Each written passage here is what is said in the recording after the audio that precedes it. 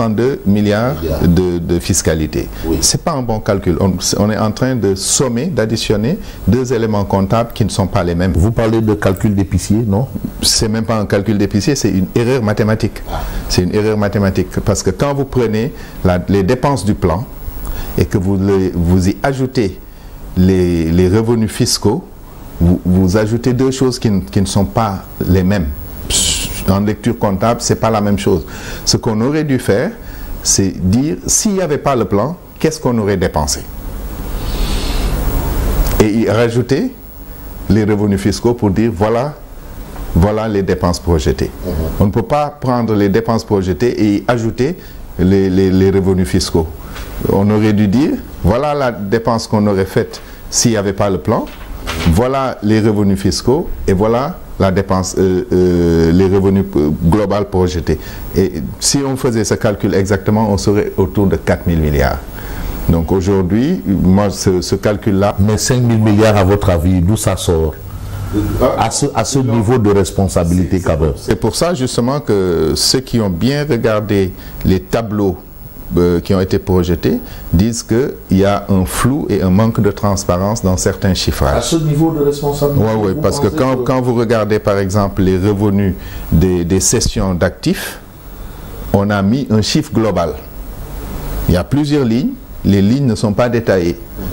Dans une présentation PowerPoint, pour un professionnel, tout ce qui n'est pas chiffré, c'est pas clair dans la tête du présentateur. Il a un chiffre global, mais il n'a pas le détail. Si vous n'avez pas le détail, c'est parce que vous ne savez pas comment la répartition se fait. Et c'est justement sur un secteur qui est d'une importance capitale. Parce que quand on fait de la cession d'actifs, on doit prendre tous les garanties possibles pour que demain, il n'y ait pas de risque de glissement. Parce que vous avez un terrain, vous le donnez en location sur une certaine période. Au bout de la période, on l'a vu ici au Sénégal, beaucoup d'immeubles qui ont échappé à l'État parce que les contrats n'étaient pas bien verrouillés, parce qu'il n'y a pas eu de surveillance, etc., etc. Donc il faut qu'on soit un peu plus sérieux dans ce chiffrage et qu'on soit beaucoup plus clair pour ne pas tomber dans l'illusion. Parce que dire que je veux 100 milliards sur ce point, et qu'on a 5 lignes et qu'on ne sait pas comment répartir les 100 milliards sur ces 5 lignes, demain on peut se retrouver avec 50 milliards sans s'en rendre compte. Et ce manque de rigueur dont vous évoquiez tantôt au plan mathématique, est-ce suffisant pour brûler tout le plan? Non, moi je ne brûlerai pas tout le plan. Je dis que il y a le plan. Encore une fois, les objectifs sont nobles et sont atteignables à un certain niveau. Je pense qu'il faut le réanalyser. En tout cas, si c'est pas...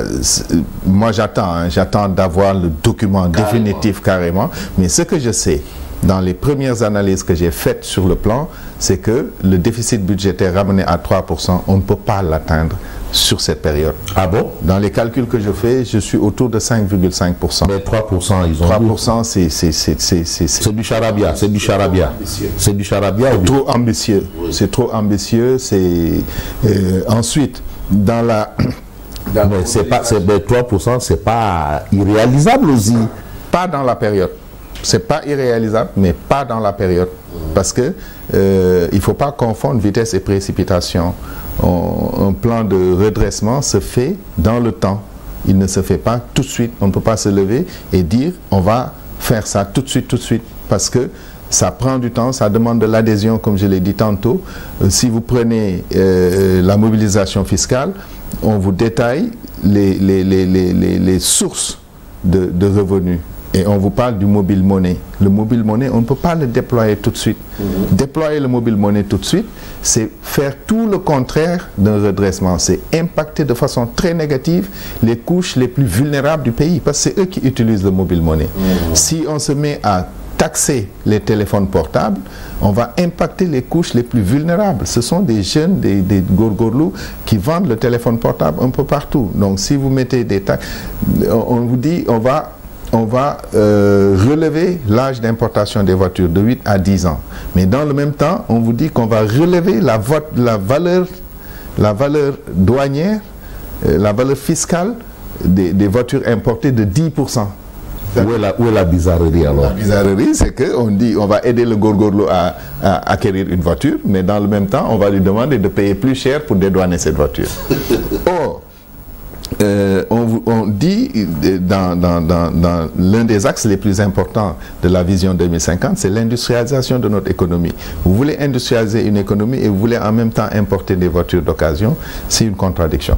Donc il y a des ajustements qu'il faut qu'on fasse sur le plan, et nous on réfléchit sur, on va faire une note stratégique d'ailleurs au président de la République pour lui proposer un plan alternatif. Une note stratégique, toujours alternatif au plan actuel. Voilà, avec des objectifs beaucoup plus smart qui permettront quand même de mettre en place un dispositif pour atteindre une partie des objectifs sur la période et en même temps faire de telle sorte que les populations adhèrent à ce plan. Donc ce plan-là pose un problème par rapport aux populations. Mais certains parlent même de répression fiscale. Est-ce que ce n'est pas aussi un projet en sorcellerie? C'est pas de la répression fiscale, mais c'est un biais cognitif. C'est un biais cognitif parce que c'est construit par des gens qui ne pensent qu'à la fiscalité. Ils n'ont pas une vision portefeuille de l'État. Est-ce qu'ils peuvent faire autrement? Si, ils peuvent faire autrement si c'est inclusif. C'est pour ça que je parle d'inclusivité. On ne peut pas, dans un pays, préparer un plan de redressement économique et social sans impliquer les populations et le secteur privé. Et c'est pas inclusif ça? Non. Non, parce que le secteur privé l'a dit hier, hein, ils ont dit qu'ils n'ont pas été impliqués, on ne leur a pas posé de questions, on ne leur a rien demandé.